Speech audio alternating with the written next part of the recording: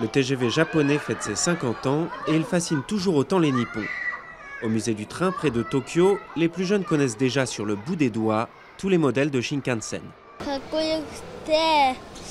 Le Super Komachi a une couleur trop belle.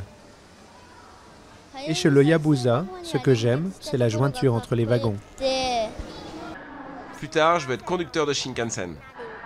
Mis en service en 1964, à temps pour les Jeux Olympiques, le premier Shinkansen avait été inauguré en grande pompe sur le quai de la gare de Tokyo.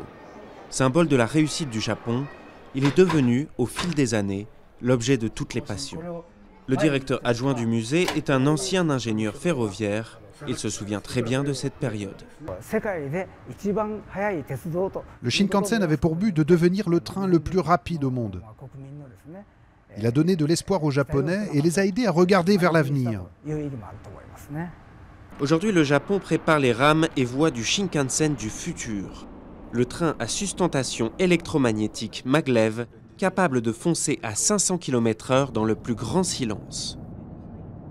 Dès 2027, ce super Shinkansen ira de Tokyo à Nagoya, puis en 2045 jusqu'à Osaka en tout juste 67 minutes, contre 2h30 actuellement.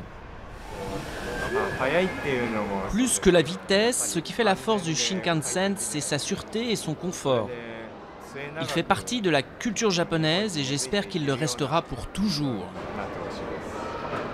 En un demi-siècle de bons et loyaux services, le Shinkansen a transporté plusieurs milliards de passagers. Et sans aucun accident grave.